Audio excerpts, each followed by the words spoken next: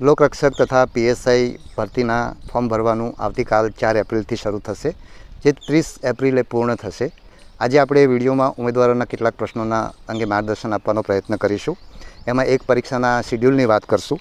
બીજું, જેમણે 12માની પરીક્ષા આપી છે પરંતુ પરિણામ નથી આવ્યું એ લોકો લોકરક્ષકમાં અરજી કરી શકશે કે કેમ, અને એ જ રીતે જેમણે સ્નાતકની પરીક્ષા આપી છે પરંતુ હજુ પરિણામ નથી આવ્યું એ લોકો પીએસઆઈમાં અરજી કરી શકશે કે કેમ, એ અંગે આપણે વાત કરીશું. ઓનલાઈન ઓફલાઈન પરીક્ષા વિશે વાત કરીશું, પ્રતીક્ષા યાદી વિશે વાત કરશું અને મેડિકલ વિશે વાત કરશું.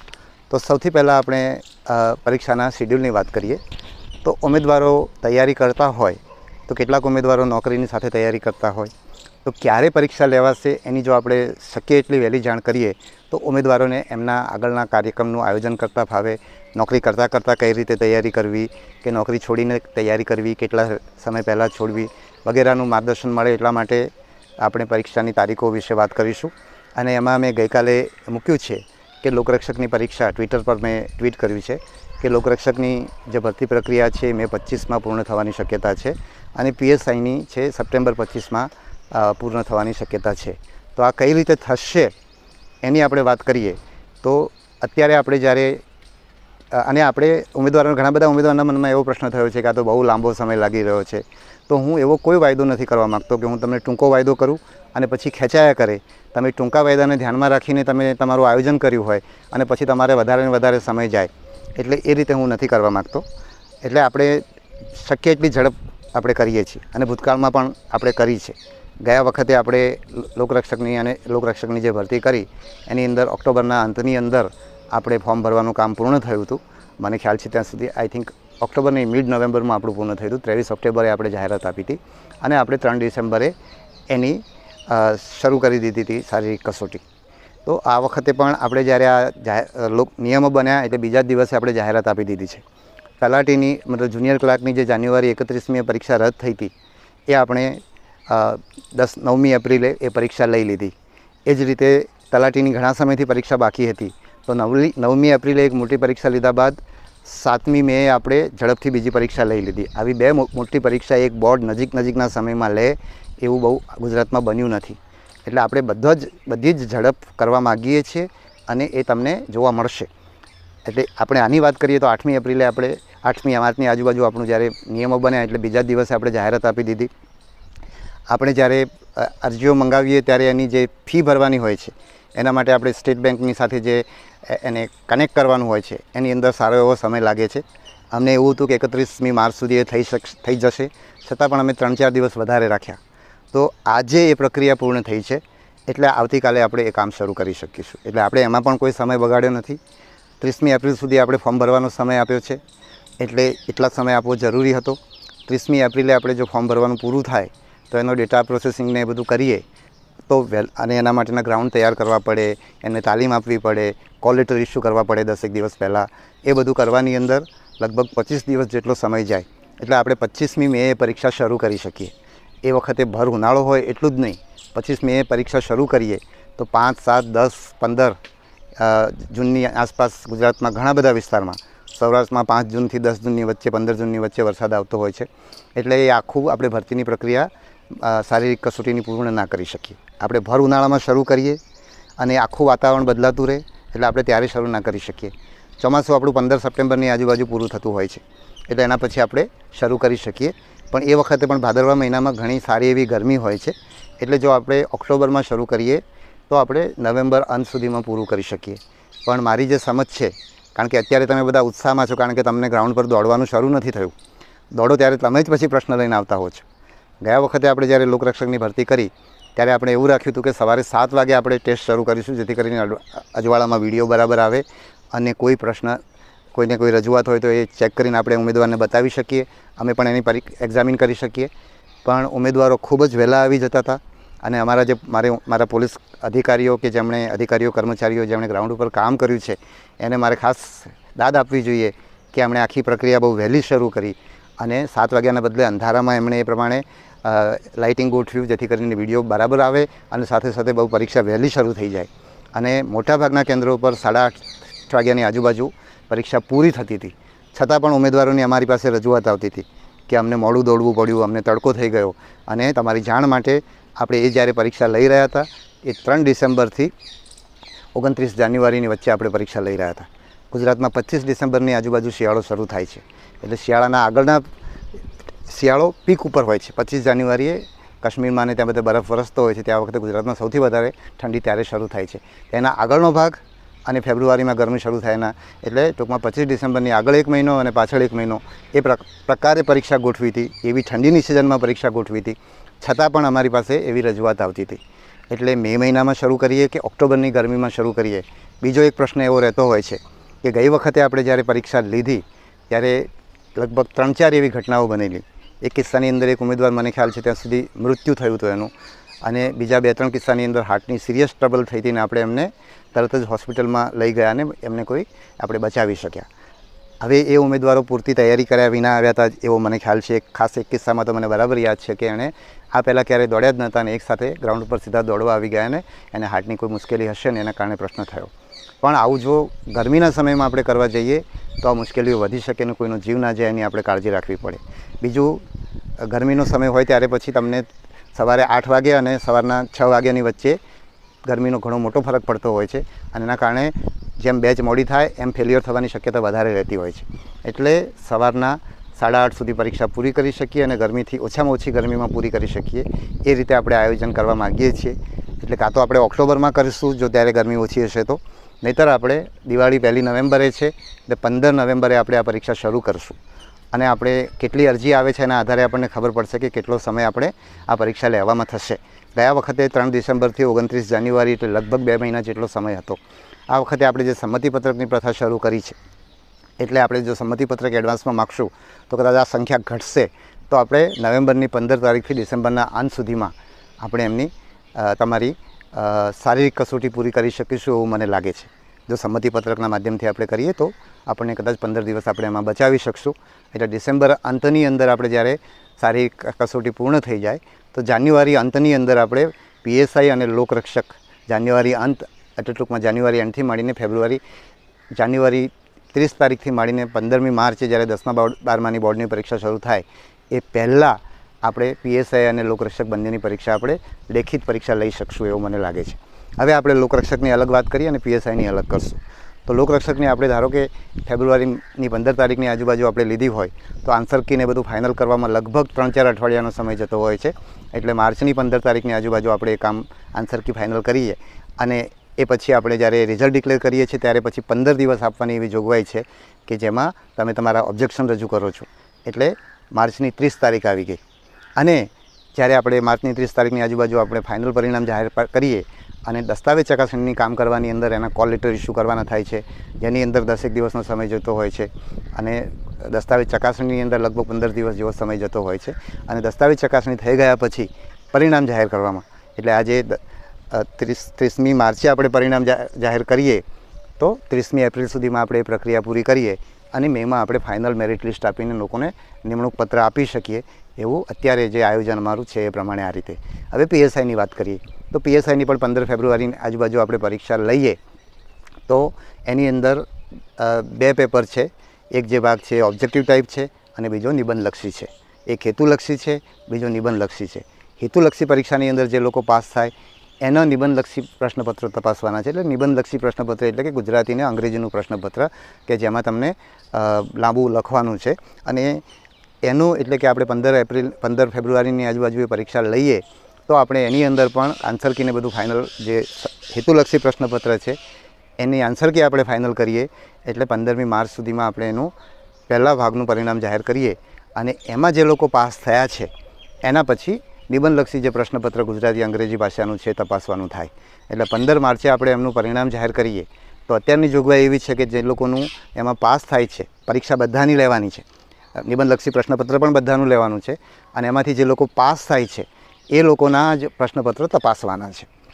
બરાબર. અમે સરકારને લખ્યું છે કે આને 2 ભાગમાં પરીક્ષા લઈએ, હેતુલક્ષી પરીક્ષા લઈએ અને હેતુલક્ષીમાં જે લોકો પાસ થાય એવું એ લોકોની નિબંધલક્ષી પરીક્ષા લેવાની થાય તો અમે ઝડપથી કરી શકીએ અને એમાં જેટલા લોકો પાસ નથી થયા એ લોકોના પ્રશ્નપત્રો એ લોકોની જવાબ વહીઓ અલગ કરી અને બાકીનાની લેવાની જે છે એ બાકીના પ્રશ્નપત્રો તપાસવાની જે પ્રક્રિયા છે એની અંદર જે સમય લાગે એ સમય આપણે બચાવી શકીએ. એટલે અમે સરકારને એવું સજેસ્ટ કર્યું છે, જો નિયમોમાં ફેરફાર થશે તો પહેલો ભાગ આપણે હેતુલક્ષીનો પહેલો લઈ એનું પરિણામ બહાર પાડી અને પછી નિબંધલક્ષી પરીક્ષા લઈએ તો એ પરીક્ષા લેવાની પ્રોસેસ પણ સરળ બને અને બધાની જે લોકો પાસ નથી થયા એ લોકોએ એ પેપર આપવું પણ ના પડે. એટલે એ રીતનું થઈ શકે એટલે અમે સરકારને એ રીતની ભલામણ કરી છે. છતાં પણ અત્યારના નિયમ મુજબ આપણે જોઈએ તો 15 માર્ચની આજુબાજુમાં આપણે હેતુલક્ષીનું પરિણામ બહાર પાડીએ પછી જે લોકો પાસ થયા છે એવા લોકોનું આપણે નિબંધલક્ષી પ્રશ્નપત્ર તપાસવાનું થાય. ગયા વખતનું PSIનું જે પરિણામ છે એ પ્રમાણે 40% લોકો 40% ઉપરના જે માર્ક્સ ગણીએ તો ગયા વખતે 1 લાખ લોકોએ PSIની પરીક્ષા આપી હતી. એમાંથી 40% ઉપર લગભગ 40,000 લોકો હતા. એટલે કે 40,000 લોકોનું નિબંધલક્ષી જે ગુજરાતી અંગ્રેજીનું પેપર છે તપાસવાનું થાય. GPSCની અંદર વર્ગ 1-2ની જે પરીક્ષા લેવામાં આવે છે જેની અંદર 2500ની આજુબાજુ વિદ્યાર્થીઓ હોય છે અને 6 પેપર હોય છે, એટલે 30,000 લોકોની પરીક્ષાના પ્રશ્નપત્રો તપાસવામાં એમને 4 મહિના અથવા એનાથી વધારે સમય થાય છે. એટલે જો આપણે 15મી માર્ચ પછી એ પ્રશ્નપત્ર તપાસવાનું શરૂ કરીએ અને એને અલગ પાડીને તપાસવાનું શરૂ કરીએ તો આપણા કિસ્સાની અંદર 5 મહિના જેટલા સમયની આપણે તૈયારી રાખવી પડે. એટલે એપ્રિલ, મે, જૂન, જુલાઈ અને ઓગસ્ટ. એટલે મોડામાં મોડા ઓગસ્ટ મહિનામાં આપણે એમનો પ્રશ્નપત્ર તપાસી અને ઓગસ્ટના અંતમાં આપણે એમનું પરિણામ આપી શકીએ એવું અત્યારે જણાય છે. અને પછીનો 1 મહિનો જે છે એ આપણે એમનું ડોક્યુમેન્ટ વેરિફિકેશન કરવાનું થાય. એટલે એક આ મુદ્દો આપણે આ રીતે ટૂંકમાં આ બંને પરીક્ષાઓ લઈ શકાય એવું અત્યારે અમને દેખાય છે. એટલે ઉમેદવારોને ખ્યાલ આવે કે એમણે કઈ રીતે તૈયારી કરવી. પછી બીજો મુદ્દો ઉમેદવારોના મનમાં એક એવો પ્રશ્ન થાય છે કે PSIનું પરિણામ તમે બહાર પાડો તો એમાં એ લોકો જે લોકરક્ષકમાં પાસ થયા હોય એ લોકો PSIમાં જાય અને લોકરક્ષકની જગ્યા ખાલી રહે. આ વખતે એમનું ઉમેદવારોનું જનરલી કહેવું છે કે 1000 જેવી જગ્યા, પણ એ PSIની કારણ નહીં. PSIની આ વખતે 1300ની આજુબાજુ જગ્યાઓ હતી તો એટલી જગ્યાઓમાંથી લોકરક્ષકમાં પાસ થયા હું માનું છું 150-200 હશે, મને અત્યારે યાદ નથી આંકડો, પણ આ વખતની PSIની આપણી જગ્યા બહુ ઓછી છે. એટલે 50 લોકો કે બધીને 100 લોકો આમાં પાસ થાય એટલે એટલી જ જગ્યાઓ ખાલી રહે. એટલા માટે પ્રતીક્ષા યાદી કે બહુ જગ્યાઓ ખાલી રહી જશે એ વિચાર કરવાનો રહેતો નથી અને એના કારણસર લોકરક્ષકની પરીક્ષાનો વિલંબ કરવાની જરૂર નથી. ગયા વખતે અમે જ્યારે લોકરક્ષકની પરીક્ષા 10મા-12માની પરીક્ષા થાય એ પૂર્વે એટલે કે માર્ચની 7-8 તારીખની આજુબાજુ અમે લેવા માગતા હતા, પરંતુ લોકરક્ષકનું રિઝલ્ટ મોડું આપવું એવો વિચાર કરીને લોકરક્ષકની પરીક્ષા અમે 10મી માર્ચની આજુબાજુની જગ્યાએ 10મી એપ્રિલે લીધી. એટલે 1 વિલંબ થયો અને પછી પણ આપણે ઘણો બધો વિલંબ કર્યો હતો જેથી કરીને PSIનું રિઝલ્ટ પહેલાં આવી જાય એવું બધું આપણે વિચારેલું. આ વખતે આપણે મને લાગે છે કે એનાથી બહુ ફાયદો થતો નથી. 10,000 લોકો 3-4 મહિના સુધી એનું રિઝલ્ટની રાહ જોવે એના કરતાં 1000 જગ્યાઓ ખાલી રહીને આવતા વર્ષે ભરાય વધારે સારું છે. પણ આ વખતે એ પ્રશ્ન રહેતો નથી કારણ કે PSIની જગ્યાઓ ઘણી બધી ઓછી છે. તો આ એક બીજો મુદ્દોની વાત થઈ ગઈ. ત્રીજી વાત એમની ઉમેદવારો, કારણ કે આપણે અત્યારે એપ્રિલની અંદર આ ફોર્મ લઈ રહ્યા છીએ એટલે એ લોકોએ અત્યારે પરીક્ષા આપી દીધી છે અથવા આપી રહ્યા છે એટલે સ્વાભાવિક રીતે એમને લાલચ થાય કે અમને પણ આ પરીક્ષાની તક મળે. અને જ્યારે આપણે તરત જ શારીરિક કસોટી લઈ રહ્યા નથી અથવા તો ભરતીની આગળની પ્રક્રિયા તરત જ શરૂ નથી કરી રહ્યા તો આવા ઉમેદવારોને પણ તક મળે એ માટે આપણે વિચારી શકીએ. વિચારવાની અંદર સૌથી પહેલાં અમે GPSCનો સંપર્ક કર્યો કારણ કે એની અંદર છેલ્લા વર્ષની પરીક્ષા આપેલી હોય એ લોકો અરજી કરી શકે છે. તો એ કઈ રીતે થાય છે તો અમે જોયું તો એમને ત્યાં લગભગ 10-12 કે મને ખ્યાલ છે ત્યાં સુધી 13 જેવી પરીક્ષાઓ એવી છે કે જેની અંદર પરીક્ષા નિયમોની અંદર જ એવી જોગવાઈ છે. એટલા માટે એ કિસ્સાની અંદર જે લોકોએ પરીક્ષા આપેલી હોય અને પરિણામ ના આવ્યું હોય તો એ લોકો અરજી કરી શકે છે. આપણા ભરતી નિયમોમાં એ જોગવાઈ નથી. એટલે 4 એપ્રિલથી 30 એપ્રિલ એટલે 30મી એપ્રિલે છેલ્લા દિવસે જેના હાથમાં જે પણ પ્રમાણપત્રની આવશ્યકતા હોય એ પ્રમાણપત્ર હોય એ જ લોકો પરીક્ષા આપી શકે. એટલે 30મી એપ્રિલ સુધીમાં જે લોકોએ 12મું અથવા ગ્રેજ્યુએશન લોકરક્ષક અને PSI માટે પાસ કર્યું હોય એ લોકો આ અરજી કરી શકે. બાકીના લોકો ના કરી શકે એ બહુ સ્પષ્ટ છે.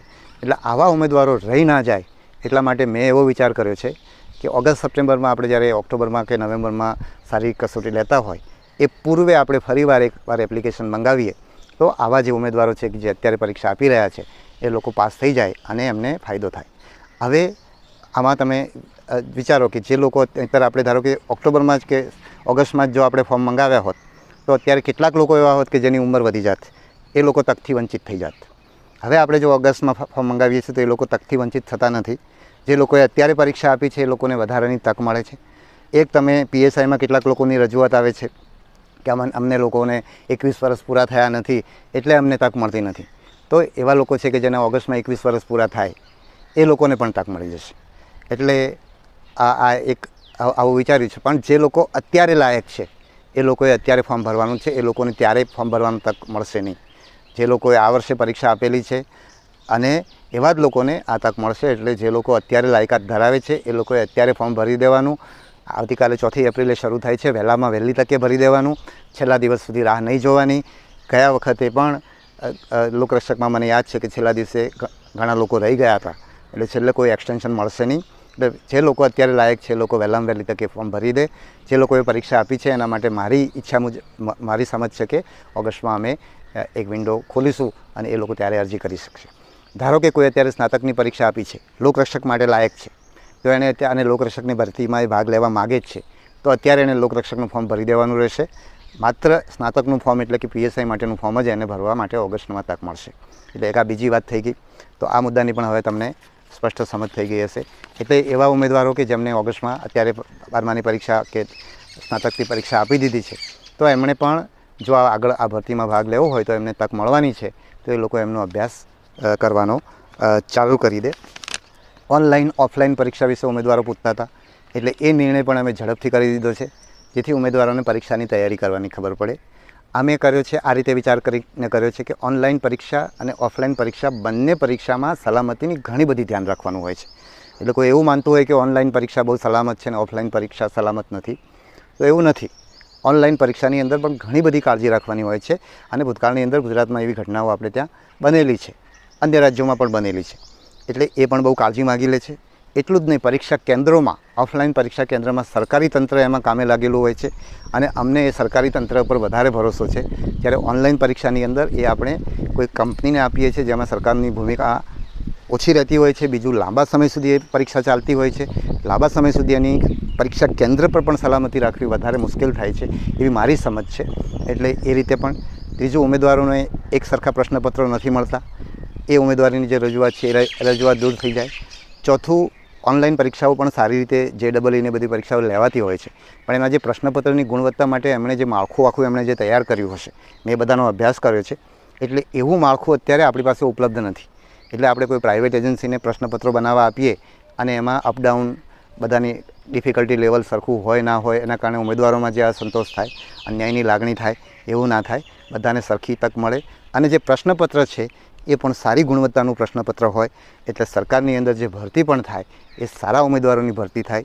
અત્યારે હું લોકરક્ષક અને PSIના ઉમેદવારો જોઉં છું કે એ લોકોનું જે મને જ્યારે એમની સાથે ક્યાંક ને ક્યાંક મળવાનું થાય છે, તો મને લાગે છે કે જે બંને ભરતી બોર્ડે ગયા વખતે જે પ્રયત્ન કર્યો છે એના કારણે સારા ઉમેદવારો પસંદ થયા છે. એટલે ગુણવત્તાની દ્રષ્ટિએ પણ અમે એવું ઈચ્છીએ કે સારા પ્રશ્નપત્ર નીકળે અને સારી ગુણવત્તાના ઉમેદવારો ભરતી થાય અને ગુજરાતને સારા પોલીસ અધિકારીઓ મળે. તો એ દ્રષ્ટિએ પણ અમે ઓનલાઈન ઓફલાઈનને આ રીતે જોયું છે. અને ફરીવાર કહું કે બંને પરીક્ષાની અંદર સિક્યોરિટીનું પૂરેપૂરું ધ્યાન રાખવું પડે છે. અત્યારે આપણે ગૌણ સેવા જે ભરતી લઈ રહી છે, પરીક્ષાઓ લઈ રહી છે, તો એ લોકો પણ એવું ના માનો કે એમણે ઓનલાઈન પરીક્ષા લીધી છે એટલે એ કંઈ ચિંતા ના કરતા હોય. એમણે પણ પૂરેપૂરી સલામતીની કાળજી લઈને એ પરીક્ષા એ લોકો લઈ રહ્યા હોય ને એટલે જ એમાં સફળતાપૂર્વક પરીક્ષા થઈ શકે છે. બીજું, કેટલાક ઉમેદવારો રજૂઆત કરતા હોય છે કે ઉંમર અમારી થઈ ગઈ છે, થોડીક ઉંમર વધી જાય, અમારી ઊંચાઈ થોડીક ઓછી છે અને થોડીક ઊંચાઈ ઓછી થઈ જાય, બરાબર. પછી અભ્યાસક્રમમાં મેથ્સ ઘટાડવું, બરાબર. આ બધી વસ્તુઓ વિશે ઉમેદવારો રજૂઆત કરતા હોય છે. તો આપણે જાણીએ છીએ કે આ ભરતીના નિયમો સપ્ટેમ્બર-ઓક્ટોબર મહિનાથી બનવાની પ્રક્રિયા ચાલુ હતી અને બહુ ચર્ચા વિચારણાના અંતે આપણે માર્ચમાં એ નિયમો બહાર પડ્યા છે. એટલે તમને એવું થાય, અંદરથી થાય, મને પણ યાદ છે કે હું મારે જ્યારે UPSCની પરીક્ષાનો 4થો પ્રયત્ન પૂરો થયો અને મારું IPSમાં સિલેક્શન થયું, તો મને પણ એવું થતું હતું કે હવે એક વધારાનો એટેમ્પ્ટ મળી જાય તો હવે હું IAS માટે પ્રયત્ન કરું. પણ આમાં કોઈ ફેરફાર થઈ શકશે નહીં. આટલા સમય પછી જે નિયમો બન્યા છે એ નિયમો સ્વીકારી અને જેને તક નથી મળતી એમને મારી પૂરેપૂરી સદ્ભાવના છે એમના માટે, અને હું એમને ખૂબ શુભેચ્છાઓ પાઠવું છું. તમે તમારો નવો રસ્તો શોધી અને એના માટે પ્રયત્નો ચાલુ કરી દો. નિરાશા બાજુ પર મૂકો. નિરાશા બાજુ પર મૂકવામાં અથવા નિરાશા ઓછી થવામાં સમય લાગશે, પણ જેટલા ઝડપથી તમે એ નિરાશા મૂકીને તમે એ નવા કામે લાગી જશો તો તમે ચોક્કસ સફળ થશો અને એમાં મારી શુભેચ્છાઓ તમારી સાથે છે. હવે એક મેડિકલ વિશે ઘણા બધા પ્રશ્નો ઉમેદવારોના છે અને અત્યારે અમે મેડિકલ વિશે તમને કંઈ જ કહી શકતા નથી. અમે એક એવો વિચાર કર્યો છે કે તમારા મેડિકલ સંબંધી જે પ્રશ્નો છે એ પ્રશ્નો અમે મેડિકલ બોર્ડ જે આ કામ કરતું હોય છે એને લખીને મોકલીએ અને એના તરફથી અમને કોઈ માર્ગદર્શન મળે તો અમે માર્ગદર્શન વેબસાઇટ ઉપર મૂકશું ઉમેદવારોના માર્ગદર્શન માટે. એ જ રીતે અભ્યાસક્રમની અંદર પણ ઉમેદવારો જે કેટલાકને એવું થાય છે કે ભાઈ આમાં ગણિત વધારે છે, તો આપણો પ્રયત્ન એ રહેશે કે બધા લોકોને, તમને જે કોમર્સ કે જે લોકો સાયન્સ નથી ભણ્યા કે જે લોકો ગણિત ઓછું ભણ્યા છે એ લોકોને ગણિતની તકલીફ થશે એવું એમના મનમાં ખ્યાલ છે. તો એમને ન થાય ને બધાને સરખો, કારણ કે આપણી પરીક્ષાનું લાયકાતનું ધોરણ આપણે સાયન્સનો બેકગ્રાઉન્ડ ધરાવનાર કે ગણિતના બેકગ્રાઉન્ડ ધરાવનાર આપણે નથી લેતા. આપણે એક 12મા ધોરણનું પાસ લોકરક્ષકના કિસ્સાની અંદર અને પીએસઆઈના કિસ્સાની અંદર સ્નાતકને લઈએ છીએ. તો બધા જ સ્નાતકો પીએસઆઈના કિસ્સાની અંદર અને બધા જ 12મા ધોરણમાંના વિદ્યાર્થીઓ લોકરક્ષકના કિસ્સામાં સરખી તક મળે એ રીતે પ્રશ્નપત્ર તૈયાર થાય એ માટેનો આપણે પ્રયત્ન કરશું. અને એની અંદર મેં અગાઉ કહ્યું હતું એમ ઉમેદવારોને જુદી જુદી રીતે હું મળવા પણ માગું છું. અત્યારે પણ તમે મારી ઓફિસે આવી શકો છો. એટલે હું તમને બધાને સાંભળીશ તો મને ખબર પડશે કે તમારી ચિંતા શું છે, તમને બધાને સરખા લેવલે તક મળે એ માટે મારે શું કરવું જોઈએ એ હું પોતે સમજવા માગું છું. તો તમે પણ આવીને મને મળી શકો છો. અને હું એ કહીશ કે હું વિદ્યાર્થીઓને મળવા માગીશ. વિદ્યાર્થીઓના જે કેટલાક કોચિંગ ક્લાસવાળા મને મળવા આવે કે ભાઈ વિદ્યાર્થીઓના પ્રશ્નો અમે લઈને આવીએ છીએ, તો હું કોચિંગ ક્લાસને વિદ્યાર્થીઓના પ્રતિનિધિઓ નથી ગણતો. કારણ કે કોચિંગ ક્લાસ એક બિઝનેસ છે. એ લોકો જે રજૂઆત કરે બની શકે કે એમાં બિઝનેસ ઇન્ટરેસ્ટ, એમના બિઝનેસનો રસ એમાં સંકળાયેલો હોય. એટલા માટે હું વિદ્યાર્થીઓને સીધા મળવા માગીશ અને આ જે સમય આપણી પાસે છે એ સમય દરમિયાન હું એ સમજવાનો પ્રયત્ન કરીશ જેથી કરીને બધાને સરખી તક મળે. અને એટલા માટે જ હું ડિટેલ અભ્યાસક્રમ અત્યારે આપવાના પક્ષમાં નથી. કારણ કે ડિટેલ અભ્યાસક્રમનો મતલબ એ થયો કે એક તમે કોઈ ધોરણની પરીક્ષા આપી રહ્યા છો, એ 12માની હોય કે કોલેજના કોઈ વર્ષની હોય, તેમાં તમારો અભ્યાસક્રમ જે છે એ અભ્યાસક્રમમાં તમે તૈયારી કરો છો. એની જગ્યાએ અહીંયા દાખલા તરીકે આપણે રિઝનિંગની વાત કરીએ તો એક ઉમેદવારનું રિઝનિંગ એબિલિટી કેવી છે. હું તમને 10 ટૉપિક આપું અને તમે 10 ટૉપિક સારી તૈયારી કરી લો, એ લોકોને લાભ થાય એવું નથી કરવા માગતો. એની રિઝનિંગની ક્ષમતા એની કેવી છે, એની ડેટા ઇન્ટરપ્રિટેશનની ક્ષમતા એની ખરેખર કેવી છે, બરાબર છે, એ તપાસી શકાય. એ રીતે આ પરીક્ષા લેવાવી જોઈએ. નહીં કે કોઈકે કોચિંગ ક્લાસ એટેન્ડ કરી દીધો છે, અમે જે ટૉપિક આપ્યા છે એ બધામાં બરાબર ભણાવી દેવામાં આવે છે, બધું ગોખી દેવામાં આવે છે, તો એના આધારે ન થાય એવું અત્યારે મારી સમજ છે. તમને મળ્યા પછી તમને આના વિશે વધારે કંઈ કહેવાની જરૂર પડે તો હું તમને વધારે જે કંઈ માહિતી આપવાની થશે એ આપીશું. અત્યારે હું એટલું કહું કે પાઠ્યપુસ્તકો જે છે 12મા ધોરણ સુધીના પાઠ્યપુસ્તકો એ તમારે વાંચવાના શરૂ કરવા જોઈએ તમારા વિષયને લગતા. ધારો કે ઇતિહાસનો વિષય છે તો ઇતિહાસના 12મા ધોરણ સુધીના પુસ્તકો વાંચો. ભૂગોળ ગુજરાતના ભૂગોળનું છે તો 12મા ધોરણ સુધી ગુજરાતનો ભૂગોળ કઈ આવે છે તો એ તમે વાંચો. બંધારણ છે તો એ રીતે વાંચો. પછી રિઝનિંગ છે તો એ તર્કશાસ્ત્રના પુસ્તકો પણ આવતા હશે તો એ તમે જુઓ. તો એ રીતે તમે અત્યારે તૈયારી શરૂ કરી શકો એવું મારું તમને માર્ગદર્શન છે. તો મને લાગે છે કે આજે જે ટૉપિક આપણે લેવા માગતા હતા એ બધા આપણે લઈ લીધા છે. 1-2 પ્રશ્નો મને લાગે છે કે 1-2 પ્રશ્નો મને યાદ આવે છે. એક પ્રશ્ન એવો હતો કે અમારામાં માર્કશીટની અંદર CGPA કે એવું કંઈક લખેલું હોય તો અમારે એની પર્સન્ટેજ કેવી રીતે મૂકવા.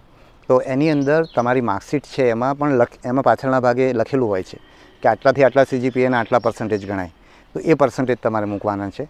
એ જ રીતે એવો જ બીજો પ્રશ્ન શું હતો, હા, કે હું 1થી વધારે પ્રયત્નથી હું પાસ થયો છું 12મું ધોરણ કે ગ્રેજ્યુએશન, તો એમાં તમે 35% તમારા જે પાસિંગ ટકા હોય, કોઈકમાં ગ્રેજ્યુએશનમાં પાસિંગ ટકા 40 હોય તો તમારે 40 ગણવાના.